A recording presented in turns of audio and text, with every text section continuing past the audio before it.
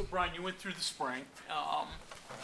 So more comfort level with the system, where you fit in it, and all those type of things, and even when you were here in the spring? Yeah, absolutely. I mean, repetition just solidifies everything. So everything that we did in the spring, we did it multiple times over the summer, and we've done it multiple times over in camp. So yeah, I'd say I'm very comfortable with where I'm at with our system right now. Your comfort level as a receiver. I mean, you've been noted as a very good blocker. Have you improved as a receiver, do you think? Yeah, I think so. I mean, I've had, I've had a lot of balls through my way during camp, and I think I've made the most of my opportunities, and I've shown the coaches that I'm ready to play. So, yeah, I feel good where I'm at, and Coach Harrell, he's been working with me a lot, getting the ball through my way, and then just getting me more comfortable in live situations. So, yeah, I feel good with where I'm at, and in terms of having my game more balanced now than when it was last year. So, yeah, I'm feeling good. You mentioned Coach Harrell. Is what his offensive scheme is entirely different than what you've done in the past, or is offense, and there are only small changes? I think there's only small changes throughout college football. I mean, this is the fourth offense that I've played in my career. And, yeah, I mean, it's really minute details between coordinators. But, yeah, I mean, there's certain things that you'll see in our offense that are unique to our team. And, yeah, I'm just excited to get out there. And, yeah, I mean, I know Coach Harrell has kind of dubbed us as an air raid offense, but I do know that our coaches want to run the football too.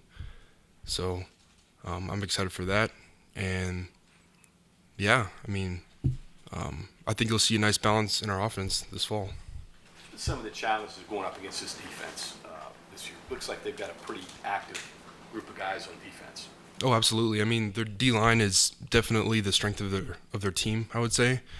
Yeah, I mean, all across the board, I think they have at least 5 guys on their D-line. They're tall, they're big, strong, fast. They attack the quarterback, and they can stop the run. They're physical. They play hard.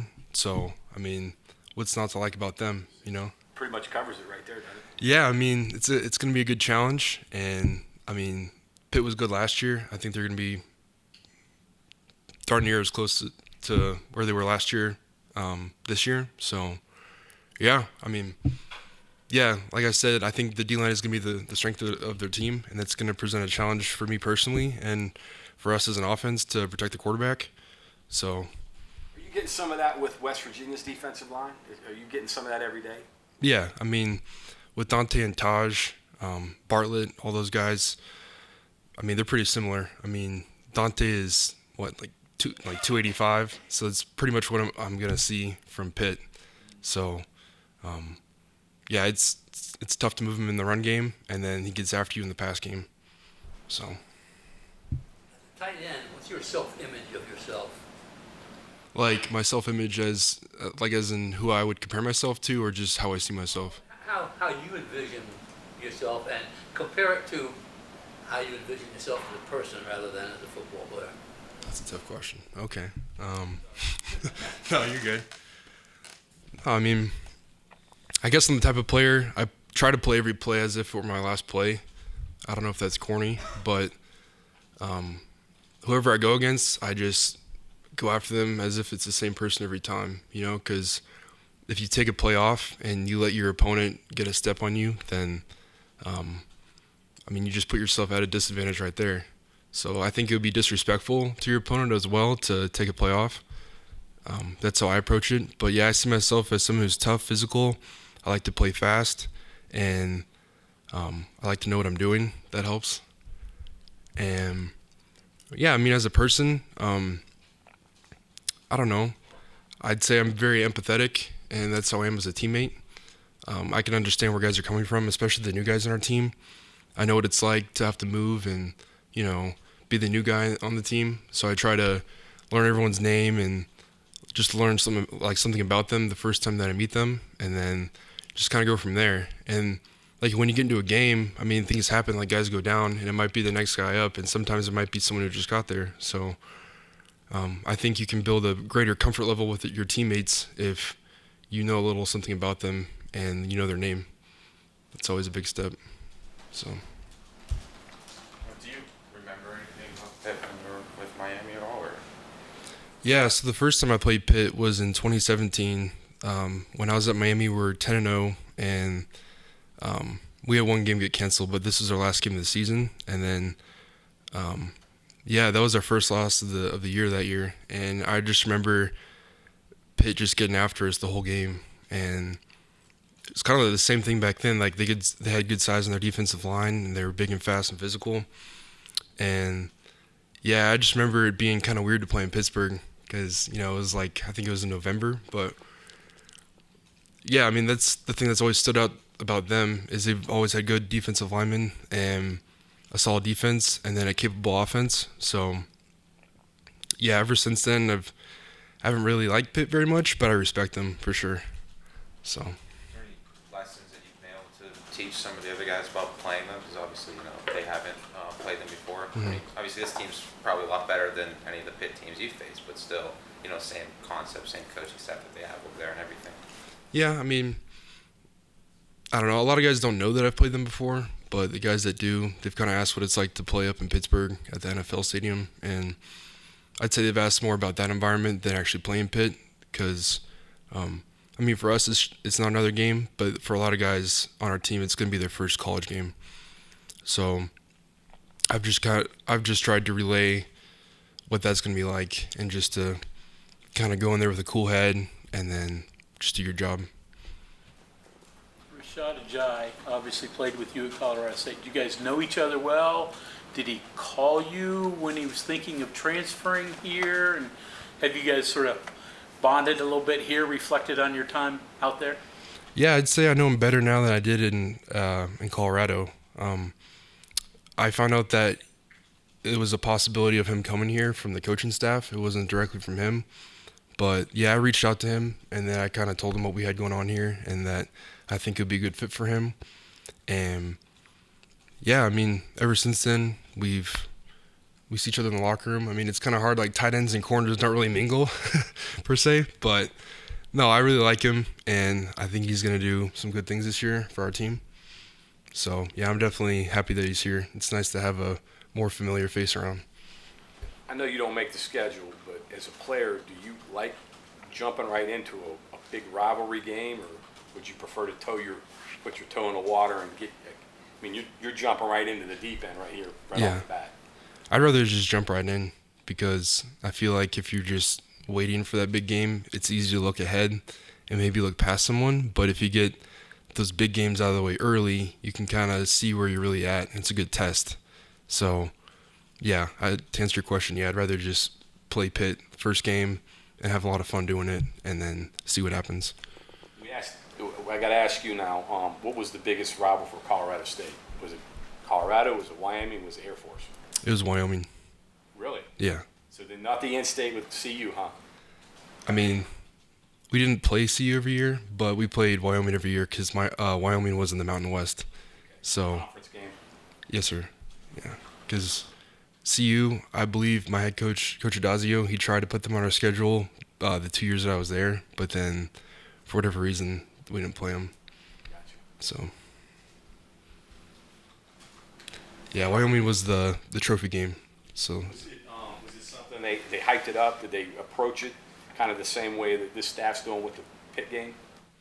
I'd say they built it up for sure, but I'd say this game is a lot bigger than that game. So that does mean a lot to the state of Colorado, but Colorado State isn't the biggest school in Colorado. CU is. So, the WVU Pitt game is definitely bigger. Brian, you said waiting to play the big game can be difficult. That Pitt game in 2017 would have been finished undefeated. That's pretty cool, right? What do you remember about just what was hanging over that game and what it meant and how big that 12-0 kind of thing loomed for you guys? Well, I know at the time, I believe we were number 2 in the country, and I remember our coaches telling us all week, don't look past this game because it's a trap game. Pitt's good, but when I was at Miami, we were good too. And they told us all week, don't look past it. And I think it was a combination of that, and then we had a couple critical injuries going into the second half that led to us losing that game. But, yeah, I mean, you definitely don't want to lose a game ever, but we still had a good year. But, yeah, that one definitely hurt. Bothers you now, doesn't it? Yeah, because we had a couple close games that year. I know at Florida State, there was one we won in the last, 15 seconds, and then Georgia Tech came down to Miami, and then we beat them in the last couple minutes. So, yeah, it's tough to win in college. It comes down to the last play a lot of the time. What, Clemson in the ACC title game? We did, yes, sir. That kind of got away from you all a little bit. You think it had something to do with the week before? They were good, I understand, but so were you. Yeah. Yeah, they were good. That's when Kelly Bryant was at quarterback. And, again, we had some critical injuries. Like, Chris Herndon was hurt, our tight end. And then our best receiver was hurt. Mark Walton, our running back, was hurt. So it was just tough to get anything going offensively in that game. In hindsight, you think the coaches mentioning trap game was the trap? I don't think so. I think they were just trying to make us aware of what was going on. Because it was one of those kickoffs where it's like early afternoon, Pittsburgh. It's kind of, it's like drizzly outside, overcast, Yeah, we were all looking ahead for sure. So I think you just need to be where your feet are and play hard. You learn any lessons from that? Oh, absolutely. It's always respect your opponent and then just focus on where you are right now. Your position, I think a lot of people think you have fun catching passes, right? Yeah. But the different ways they deploy you as a blocker, like sometimes you got to go block a guy in space. Sometimes it's Dante or Taj in the line. I'm not sure that's new for you, but there's probably more skill involved in that than people realize too. Can you talk about the variation of positions and attacks and the opponents and what skill you have to be able to pull that off consistently? Yeah, I mean, depending on the play type, it all depends. That depends on who you're blocking, right? So, inside zone, power type run game, typically you're blocking someone in the box, so a defensive lineman, linebacker. Any outside screen passes or screen away from you, typically you have to block a defensive back or a safety. So, in blocks like that, that's actually more difficult for me because in the past I've typically blocked people in the box, but in space you have to take a good angle of departure and then really tempo your block, because my coaches tell me the longer that you block someone in space for, the earlier you get there, the longer you have to block them for. So that's definitely been a key learning point for me. And then, yeah, it's just different because then in the box, you're hitting them right away, and then the back can make a cut off of you, and you don't have to hold your block for 5 or 6 seconds, So it definitely gave me a lot more perspective and respect for our wide receivers and our skill players in offense who have to make blocks in space, because those are what can turn like a 5 or 10 yard run into a touchdown. So The whole recruiting process, you can talk to a quarterback about the offensive play, and a receiver's going to run all these routes and catch stuff. At every position, there's like a calling card that they can give you in recruiting. Do they tell you about, hey, you can learn all these different blocks when they're trying to get you to come here? yeah, I mean, when they were recruiting me, we would look over Zoom, and they would show me some examples of the types of run plays that they would want to call. And I mean, it's all stuff that I've done before, so I feel very confident and comfortable doing my job.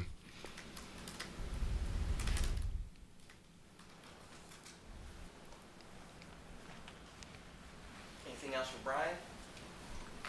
Thank you, sir. Yeah, thank you.